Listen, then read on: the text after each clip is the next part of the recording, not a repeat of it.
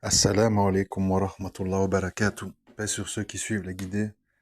Paix et bénédiction sur le prophète sallallahu alayhi wa sallam, sur ses compagnons, ses amis, sa famille, ainsi que sur tous ceux qui le suivront de bonne foi jusqu'au jour du jugement. Avant de commencer, si vous pensez que je suis une mauvaise source, je ne suis pas habilité à parler de religion, etc., etc., je vous propose d'arrêter tout de suite d'écouter. Si c'est le cas contraire, ben, on continue. Moi, je ne force personne. Je partage avec vous ce que j'apprends au jour le jour. Euh, voilà. Après, il y en a que ça dérange. Ben, qu'est-ce que vous voulez? C'est pas vraiment mon problème, quoi. Mais je n'oblige personne, hein, je tiens à le préciser. Comme ça, c'est clair. Alors, ça fait une semaine qu'on a les cours. Alhamdulillah, très, très, très, très profitable, même pour moi. Franchement, j'ai l'impression de redécouvrir certaines choses. Subhanallah. Et je me rends compte chaque jour un petit peu plus à quel point les frères qui ont diabolisé cette prêche sont presque des criminels. Ouais. Les mots sont lourds, hein, je sais, mais ils sont bien pesés en fait. Ils sont bien pesés. Pourquoi je dis ça? Parce qu'en fait, on réalise en écoutant ces cours que ce qui fait la spécificité de l'islam, c'est l'unicité divine et le désaveu des fausses divinités. J'aurais plutôt dû dire le désaveu des fausses divinités et l'unicité divine. Parce qu'Allah subhanahu wa ta'ala, il commence dans la shahada par nous dire de dire euh, il n'y a pas d'autre divinité, etc. Donc, le désaveu, c'est la porte d'entrée. Le désaveu des fausses divinités. Et le problème auquel on fait face ici, c'est qu'on découvre, peut-être c'est malheureusement, à cause de l'imitation des mots en français, on découvre en fait qu'on s'est plus ou moins trompé sur certaines choses. Par exemple, il a été dit dans les cours que adorer, adorer, dans l'esprit de beaucoup de gens, ça veut dire se prosterner, invoquer des tombes, ou, etc.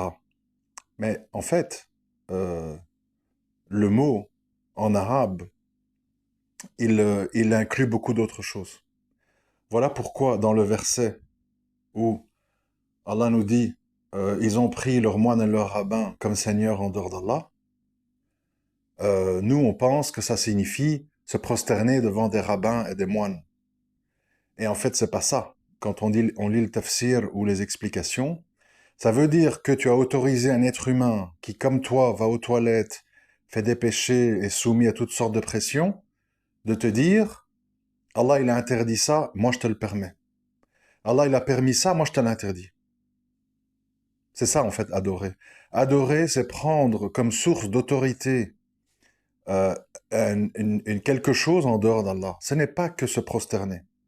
Et quand on a compris ça, on comprend en fait que il y a tout un champ qui s'ouvre. Parce qu'évidemment, quand on dit dans la sourate Al-Fatiha qu'on répète sans arrêt tous les jours, euh, c'est à toi seul que j'implore le secours, c'est à toi seul que nous adorons. Donc, si on comprend que dans le mot adorer, ça inclut tout ça, c'est pas que se prosterner, c'est reconnaître l'autorité, euh, prendre le bien et le mal d'Allah et pas de ce que les gens l'ont fait, etc., etc., on se rend compte en fait qu'à ce moment-là, évidemment, ça change un peu toute la perspective quand on parle d'unicité divine. Ensuite, moi je ne vais pas vous résumer ici tous les cours, ce serait pas possible. J'essaye un petit peu de vulgariser et résumer un peu tout ce qui a été dit, mais bien entendu, euh, je vous invite à nous rejoindre. Je rappelle encore une fois que pour avoir les liens, pour rejoindre le cours, il faut soit s'abonner à ma chaîne d'information Telegram, les liens sont en commentaire, ou s'abonner à ma liste, comment on appelle, à mon compte Twitter, appelé X, enfin bref, dans lequel chaque jour je poste le lien vers le cours entre 9h et 9h30. Voilà.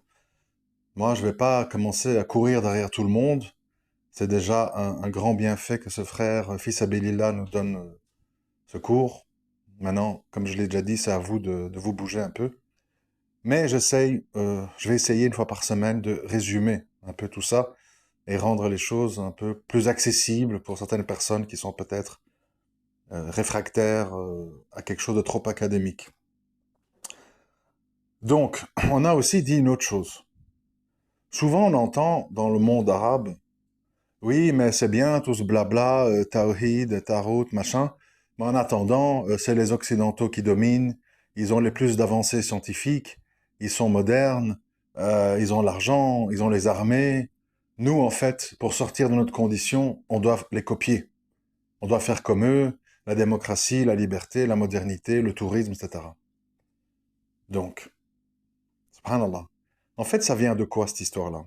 Ça vient du fait que nous faisons face à des gens, j'avais dit là, dans mon dernier audio, déterminés, mais il n'y a pas que déterminés, c'est des gens cohérents. Les Occidentaux sont des gens cohérents. Et la cohérence sur le faux est plus forte que l'incohérence sur le vrai.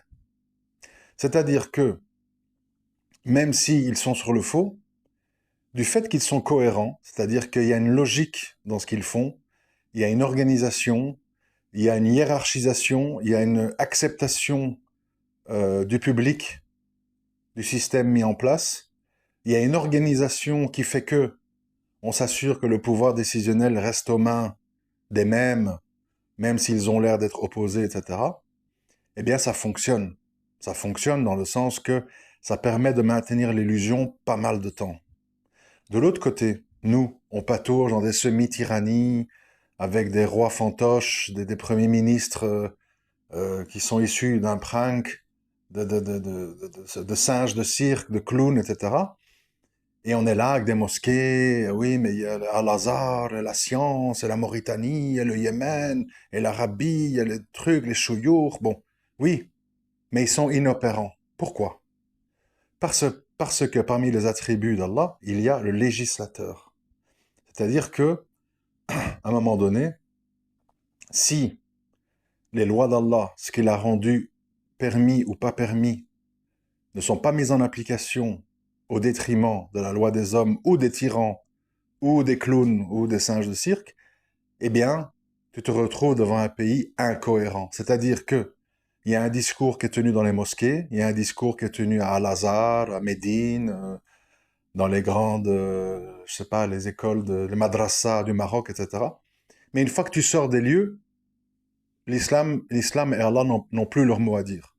C'est le roi, c'est le premier ministre, c'est le colonel, c'est le général. Et donc l'islam n'est plus qu'un paravent, n'est plus qu'un vent, comment, faible qui vole dans le vent, qui sert à masquer en fait le fait que le pays avance vers autre chose que la sunna, que les lois d'Allah, etc., etc.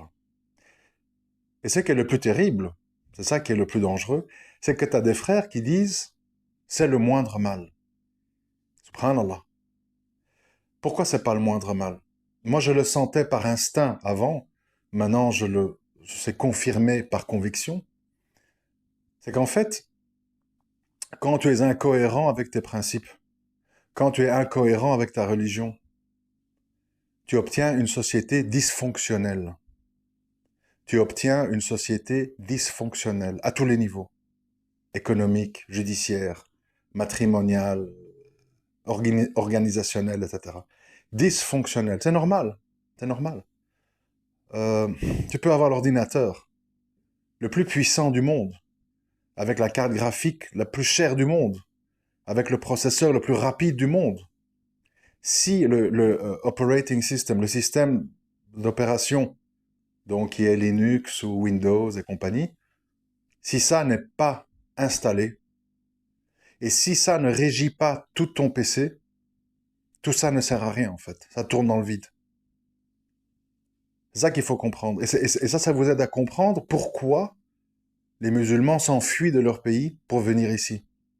Parce qu'ici, on le sait tous plus ou moins, même, même le petit gars dans les bateaux, il sait, le Tunisien, le Marocain, l'Algérien, il sait très bien que c'est le coffre, il sait que c'est l'LGBT, qu'il fait froid, que c'est pas agréable. Mais il sait qu'il va vers un endroit où c'est cohérent. C'est-à-dire, tu auras tes fiches de paye, tu auras tel salaire, si t'es pas payé autant que prévu, il y a ton syndicat qui te défend, et ceci, et cela, et cela. Bon, j'en passe, on ne va pas faire toute la liste de comment ça fonctionne en Occident. C'est cohérent. C'est faux, c'est une mafia, oui, je l'ai toujours dit. Mais c'est cohérent et c'est bien organisé. Par contre, là où tu es sur le vrai, mais où c'est incohérent, et où on ment, et où on fait l'inverse de ce qu'on dit, tu obtiens des gens, en fait, schizophréniques. Tu obtiens des gens qui disent A dans tel lieu et vivent Z dans un autre. Et ça déstabilise une société.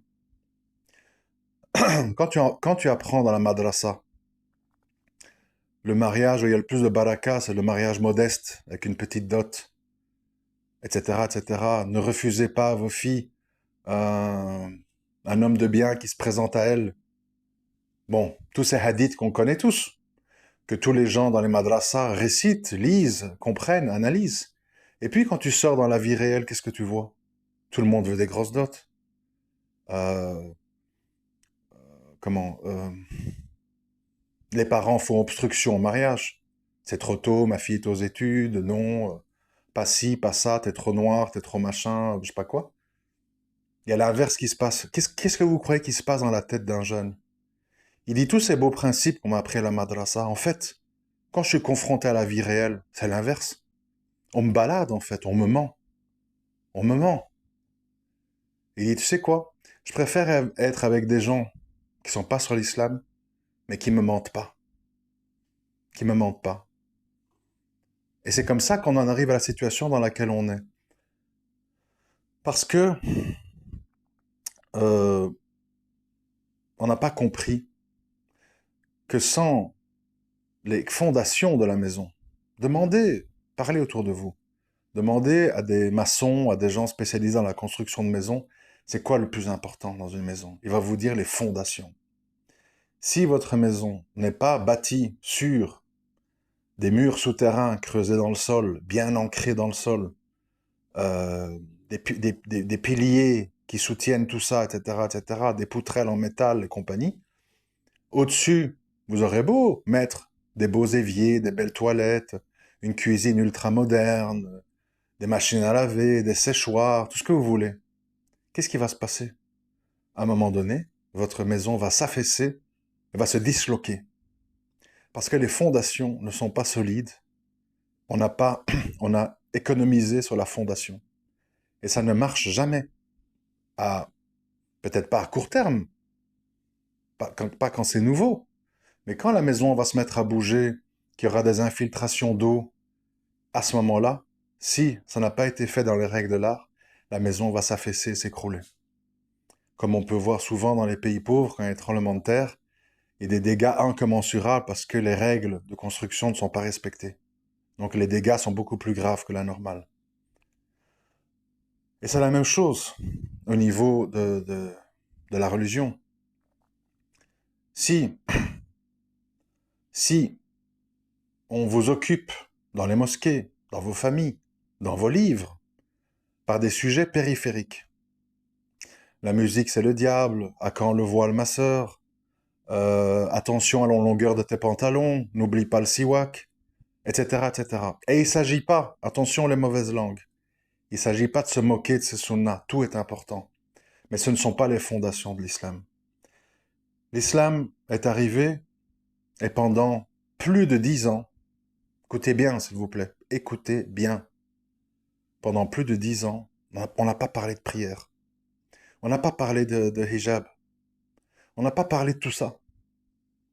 On a parlé de tawhid, on a parlé de tarot. C'est de ça dont on a parlé les 10 premières années. C'est pour ces raisons-là qu'on a mis une pierre sur le torse de Bilal, l'esclave noir, parce qu'il disait Wahid, Wahid, l'unique, l'unique. Aujourd'hui, on veut vous faire croire que l'islam, c'est le hadan, c'est les voiles, c'est des choses comme ça. Pourquoi? Parce que les gens recherchent un islam des apparences superficielles, un islam où il n'y a pas de fondation. Et donc ils te disent ça, c'est le moindre mal. Alors que c'est le plus grand mal. Pourquoi?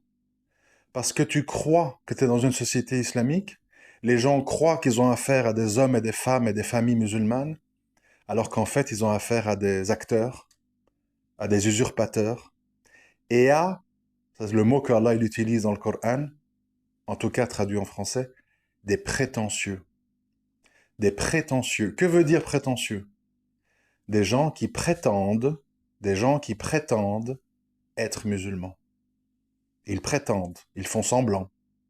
Et dès que tu vas gratter, dès que tu vas poser quelques questions, dès qu'il y aura quelques épreuves ou quelques grandes décisions à prendre, tu vas te rendre compte qu'il n'y a pas l'islam. Il y a les shahawat, il y a les nefs, il y a la culture, il y a les voisins, il y a la peur des commentaires des gens, il y a plein d'autres choses qui passent avant. Donc, prétentieux. Des prétentieux. Alors, le problème, c'est la suite. Les gens, quand on dit tout ça, à la limite, ils comprennent. C'est pas la première fois que j'en parle, hein. Ils comprennent. Mais ils se disent, je fais quoi avec ça? Qu'est-ce que je fais, moi? Moi, je suis entre ma sœur qui prie pas, mon père, mon frère qui est dans le shit, truc, mon père qui est un ancien communiste, qui, bon, ceci. Bon, je vais pas faire la liste. Qu'est-ce que je fais au milieu de tout ça? Alors, qu'est-ce qu'on fait? Qu'est-ce qu'on fait d'abord? On se corrige soi. On acquiert une bonne croyance. On acquiert une bonne croyance.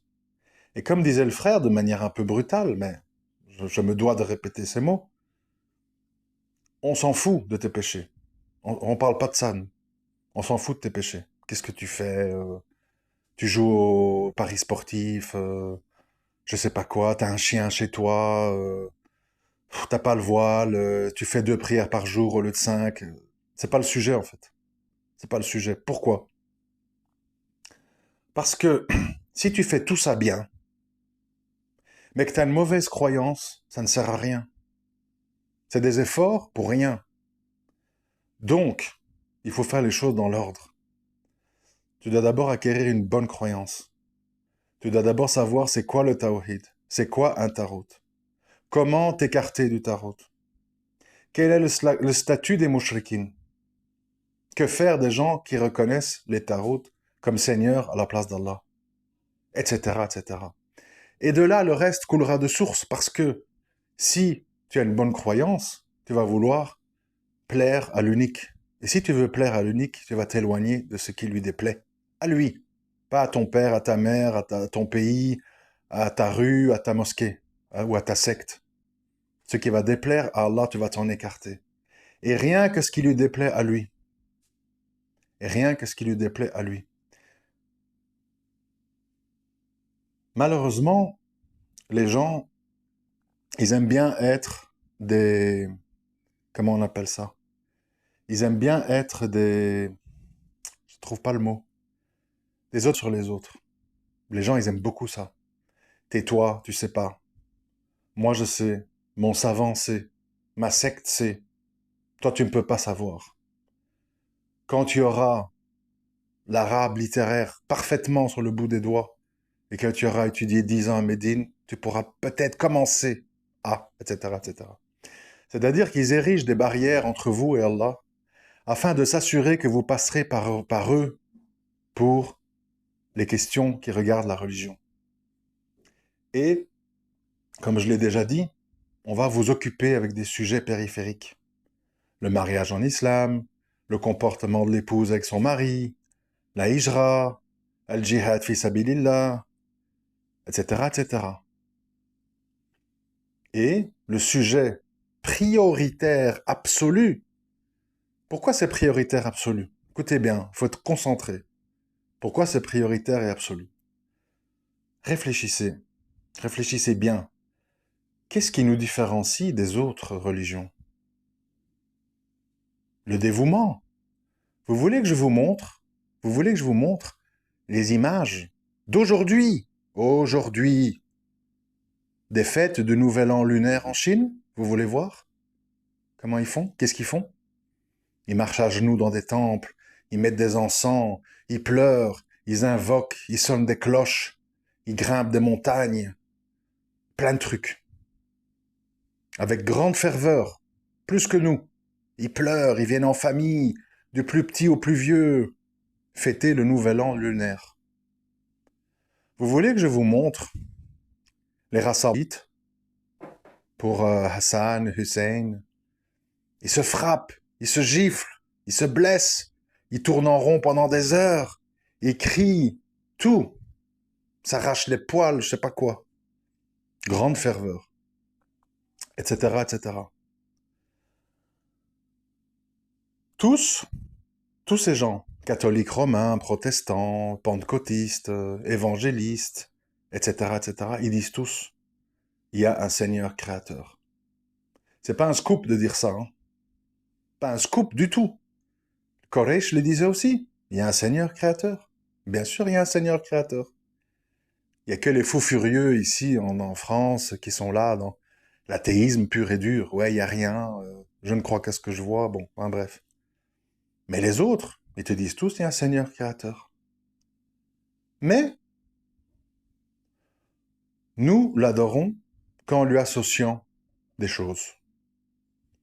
Nos moines, nos rabbins, nos imams, nos savants, nos évêques, nos archevêques, nos curés, nos prêtres, etc., etc. Nous l'adorons, mais au nom du Père, du Fils et du Saint-Esprit. Nous l'adorons, mais à travers les dieux. Le dieu éléphant, le dieu ceci, le dieu vache en Inde. La spécificité de l'islam, c'est l'unicité, le monothéisme pur. Et reconnaître Allah comme Seigneur dans tous ses attributs. Pas que le Créateur. Pas que le Créateur. Dans tous ses attributs. Vous connaissez pas ses attributs? Vous mettez 10 € sur PayPal, vous allez sur une librairie islamique et vous commandez Comprendre les noms d'Allah aux éditions Al-Hadith, 15 €, pas 10, pardon, 15 €, voilà. Si vous êtes véridique, ouais, mais c'est quoi les noms d'Allah, c'est quoi les attributs d'Allah? Ben, informe-toi, hein. Enfin, je vais même pas parler d'Internet. Tu tapes, tout est gratuit, enfin bref. Le problème, c'est qu'il faut vouloir. On aime tous parler des sujets périphériques. Ouais, la hijra, c'est où qu'il y a du ilm? C'est où le moindre mal, etc. Ouais, mais l'argent, je vais vivre de quoi là-bas? Blablabli, blablabla. Genre, on sait pas comment le monde fonctionne. On fait les imbéciles, quoi. Comme d'habitude. On sait pas qu'il faut des visas, que s'il y a un problème parce que ton voisin aime pas ta gueule, on te met dans un avion, on te renvoie ici. Qu'il faut de l'argent, parce que les visas, ça coûte cher. L'Indonésie, 750 balles par personne et par an. On fait semblant qu'on sait pas tout ça. Vous voyez, on est là, on discute, on fait semblant qu'on n'entend pas toutes les histoires, tous les frères qui vivent sur des mandats qui leur sont envoyés depuis Paris, ou Trappes, pour qu'ils puissent rester étudier l'arabe à Alexandrie. C'est comme ça que ça fonctionne. On fait semblant de rien, que le monde c'est très différent, qu'il y a des pays où il y a moins d'administration, où il y a plus de droits de rester. On fait semblant qu'on ne connaît pas toutes ces histoires. Et on passe un temps fou à parler de ça. Oui, mais nos filles, les choses. Oui, mais ta fille, subhanallah. C'est ça qui est terrible. Les frères et les sœurs. Qu'est-ce qui est plus grave? Réfléchissez bien. Qu'est-ce qui est plus grave? Que ta fille, elle n'a pas de hijab à l'école? Ou qu'elle a un hijab et elle a des pensées de shirk dans la tête? Ou qu'elle est sur des innovations? Ou qu'elle est dans l'adoration du tarot? Avec son voile serré sur la tête? Est-ce qu'on va vraiment faire semblant qu'on n'a pas compris que notre religion, c'est la religion d'unicité? C'est juste la religion du paraître. Quand tu dis au frère, tu veux te marier, oui, c'est quoi les critères? Il faut qu'elle ait le hijab. Ah ouais, d'accord. Il faut qu'elle fasse aussi bien la cuisine que ma mère. D'accord. Faut qu'elle me plaise physiquement. D'accord. Tawhid? Shirk? Des aveux du tarot? Ouais, bof, moi, tant qu'elle fait bien à bouffer, qu'elle couche et qu'elle me plaît, et qu'elle est pudique dehors, c'est bon. Eh ben, les frères, vous avez qu'est-ce que vous méritez? Des actrices qui disent, c'est ça que tu veux? Je vais apprendre quelques recettes sur YouTube, j'enfile un voile, Au début, pour tarponner, je fais mille et une choses au niveau de l'intimité. Et après, bah, tout ça va se dégrader avec le temps. Je vais commencer à te dire que le voile, ça me gêne, que j'ai chaud. Je vais commencer à te dire que j'ai mal au ventre, que j'ai mal à la tête, et tu dormiras au canapé. Et je mettrai des pizzas surgelées parce que j'ai plus envie de cuisiner. Et tu seras là, dans la merde, avec trois, quatre gosses dans le tiroir. Pourquoi? Parce que t'as pas fait attention à sa croyance. Tu l'as pas questionné là-dessus. Tu l'as pas demandé d'étudier ça. Ma sœur, je veux bien t'épouser. Tu me plais, alhamdoulilah, mais je te demanderai de d'étudier quelques cours, en vidéo ou en écrit. Après, on en parle. Et de là, oui. Parce que moi, ce qui compte, c'est ta croyance. Quand le prophète, sallam, dit, choisissez la plus pieuse, malgré que tu peux la prendre pour la beauté, la richesse, la lignée, etc. C'est quoi pieuse? C'est quoi pieuse? C'est une sorcière qui a un voile, qui va voir un marabout ou un haji pour te foutre de la merde dans ta nourriture et te tenir à quatre pattes à la maison? C'est ça une pieuse? Une actrice qui fait semblant? Une hypocrite? Qui écoute les conseils de sa mère au téléphone et qui te manipule? Une pieuse, c'est une femme qui adore Allah sans rien lui associer, qui connaît les bases, les fondements de sa religion. Le reste, ça s'arrange. Le reste, ça s'arrange avec le temps. Et nous, on fait l'inverse. Et voilà. Achetez des boîtes de Kleenex, hein, vous n'avez pas fini. Hein. Idem, le reste. Les gens, ils veulent faire des affaires avec des frères, on s'associe. Ouais, le frère, il est bien, je le vois souvent à la mosquée. Souvent à la mosquée? Quelle mosquée? Ah, ce que tu appelles mosquée, qui est un centre culturel, où on te dit de voter pour la mère socialiste pour agrandir le parking, où on te parle jamais du tarot et du tawhid, et où tout le monde fait riba. D'accord? Beau critère de sélection. Vous voyez, il faut revoir nos copies. Sinon, toutes nos vies seront des échecs. Nos mariages, nos hijras, l'avenir de la communauté musulmane, notre puissance militaire et économique. Tout sera un échec. Nous serons juste bons à envoyer notre fille servir des cocktails dans les riads des koufars à Marrakech et envoyer notre fils tondre la pelouse des golfs des koufars à Ouarzazate. D'accord? C'est tout ce qu'on aura. Des miettes, des chiens en laisse. Pourquoi? Parce qu'on a méprisé Allah. On n'a pas donné la valeur qu'il mérite. On n'a pas étudié. On lui a associé. On s'est perverti. On s'est prostitué. On s'est prostitué. Pour quelques petits privilèges. Des hôpitaux accessibles si on n'est pas bien.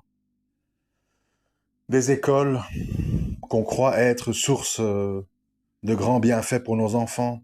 Alors que tout le monde sait quand on sort une armée de robots qui, dans le meilleur des cas, ils vont gagner 2-3 000 balles par mois. Et que les vraies personnes qui font de l'argent, c'est des créateurs d'entreprises qui sont créatifs et qui lancent des sociétés. Et l'école, elle prépare pas à ça. Elle prépare à des armées de robots qui répètent des choses par cœur et qui seront, voilà, des bons petits fonctionnaires de l'ENA qui rejoindront telle ou telle infrastructure pour assumer le rôle de pion ou de banque ou de machin ou de société informatique et compagnie. Le problème, c'est on a les ennemis de l'islam et même je dirais les traîtres de l'islam ont pensé qu'on pourrait construire une oumma solide en mettant tous ces sujets de côté et en disant ouais plus tard, va étudier l'arabe, va fais tes prières à l'heure. Il y a des fautes dans ta fatira, récite un peu, je veux écouter là. Il y a des fautes. Voilà, on a tenu les gens comme ça. Subhanallah. Des criminels, vous êtes des criminels. Vous êtes des criminels, oui. Et le comble, c'est ça le plus dégueulasse de l'affaire. Devant tous ces gens estropiés, qui n'ont pas une vision claire de Tawhid, de Tarot, etc., qu'est-ce que vous avez trouvé à faire? Al-Jihad, Al-Jihad! Tout le monde en Syrie, tout le monde en Palestine, allez! Arrivé là-bas, c'est la débandade, tout le monde s'entretue, tout le monde appelle les ambassades pour revenir, tout le monde fait tout et n'importe quoi, tout le monde prend n'importe qui comme chef, comme calife, comme katiba, on rejoint n'importe quel katiba, parce qu'on sait pas en fait. On rejoint qui? Les plus riches, les plus organisés, ceux qui font les plus belles vidéos. Ah ben voilà. On rejoint celles qui ont la meilleure croyance, qui ont le meilleur comportement, qui dépassent pas les limites fixées par Allah. Non, non, non. Ah, avec eux, on aura un bel appartement, ils font des belles vidéos, machallah, ils ont l'air puissants. Ah, c'est ça le critère. Ça nous poursuit jusque là-bas. Résultat, défaite. Orphelins, veuves, frères en prison. Gens qui ont tout abandonné, dégoûtés. Bravo. Les responsables, ceux qui n'ont pas mis la croyance au centre de l'affaire, qui ont joué sur les émotions. Tes frères, ils t'appellent. Où sont les Arabes? Pendant que tu bouffes ici au Lidl, il y a des femmes et des enfants qui sont déchiquetés. Qu'est-ce que tu fais? Ah ouais, les passions. Les passions. Et le gars passe du joint et du shirk à la kalash. Et puis tu t'étonnes du résultat. Une fois, ça se construit. Une fois, c'est basé sur des certitudes. C'est basé sur un désir d'accéder à la vérité, même si c'est au détriment de tous les êtres humains. Il y a des prophètes qui vont se présenter seuls le jour du jugement, personne ne les aura suivis. Mais ils sont restés fermes sur la vérité. Si tu veux plaire à ta famille, aux gens, à ton pays, à ta culture, tu vas devoir brader ta religion. Alors quand on dit tout ça, il y a un nouveau waswas shaitan qui arrive. Ouais, mais attends, l'islam, c'est pas la rigidité, c'est pas d'être implacable, c'est pas d'être violent. Ça, c'est des messages qui divisent. On sait où ça mène. On termine dans le fils ou dans Daesh. Attention, n'écoute pas les chers Google, blablabli, blablabla. Comme ça, tout le monde a peur et tout le monde reste dans la hijra, ma jupe, mon truc, mon siwak, etc. Ici, l'idée, c'est quoi? L'idée, c'est de dire, il faut acquérir une bonne croyance, d'abord pour soi, c'est le premier truc, parce que jour des comptes, on est seul, je le dis à chaque fois, mais aussi pour savoir qui est qui. Qui est Mohamed Sifawi de Bouze? Qui est Chalgoumi? Qui est Tariq Ramadan? Qui est Hassani Hussein? Qui est Tarek Oubrou? Qui est Zainab El Razoui? Qui sont-ils? Tu dois voir clair sur qui est qui. Qui est musulman? Qui est pervers? Qui est apostat? Qui n'est jamais rentré dans l'islam? Qui est communiste? Qui est laïque? Etc., etc. Tu dois voir clair. Sinon, c'est normal que tu es embrouillé.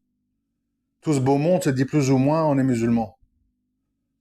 Musulman laïque, musulman progressiste, musulman moderniste, musulman des Lumières, je sais plus ce qu'ils vont encore inventer comme mot. Mais pour voir clair, tu dois toi-même savoir de quoi on parle. Tu dois toi-même savoir de quoi on parle. Si, par paresse, par mimétisme, tu es dans le kufr ou le shirk, et si il y a personne qui ose te le dire, parce que ça va faire khawarij de te le dire, ben tu vas rester pataugé dans ta mare au cochon. Avec tous des gens qui seront là. Mashallah, Ramadan Mubarak, ça va mon frère, Ma'alesh. Voilà. Tu vas patauger là-dedans toute ta vie. Avec ta famille qui te regarde de travers quand tu vas à des fêtes de mariage. Il n'y a pas un endroit où on peut prier. Ah, prier, prier, prier. T'as que ça à la bouche. C'est un jour de fête. Laisse un peu tout ça. Non, non, mais bon, on est deux, trois frères, on voudrait prier. Ah, je sais pas, va devant les toilettes. Ah, ça vous plaît l'humiliation? Ça vous plaît le statut de brebis chétive? Ça vous plaît de baisser la tête devant des gens qui sont détestés par Allah? On vous demande pas de les combattre. C'est pas des appels à la violence, tout ça. Contrairement à ce que les mauvaises langues disent. C'est des appels à avoir une croyance saine et pure et qui est validée par Allah. Et si pour ça, il faut... disons, si tu l'as pas, comment tu peux en parler aux autres? Si toi-même tu l'as pas, comment tu peux en parler aux autres? Si toi-même tu vois pas clair, tu peux rien faire. Comment tu vas aider les autres à y voir clair si tu ne vois pas clair d'abord? Tôt ou tard, ils t'auront, parce qu'ils ont le nombre avec eux. C'est toi qui passeras pour l'élément perturbateur au milieu des autres. Et à un moment donné, t'en auras marre. Donc à un moment donné, comment tu peux prêcher? Comment tu peux avoir le sens de la répartie si tu ne sais pas de quoi on parle? Si pour toi c'est des sujets abstraits qui appartiennent à des trucs, takfiri, je sais pas quoi, horreur, malheur, attention. C'est des gens, il n'y a plus que 10 musulmans sur Terre, il n'y a qu'eux qui sont bons. C'est ça c'est ça comment, les arguments de Shaitan pour te faire peur. Oui, je vais encore avoir l'air encore plus intrus. Déjà qu'en tant que musulman de base, je suis une intrus, qu'est-ce que ça va être si je suis là-dedans? Ah ben oui. Ah ben oui. C'est ça le... Tu disais Rouraba, Rouraba. Ben voilà, Rouraba, c'est quoi? C'est ça, Rouraba. Étranger jusque parmi les tiens. Étranger jusque dans ta mosquée. Étranger jusque dans ton pays soi-disant musulman. Étranger. Tu es un étranger parce que tu as choisi Allah.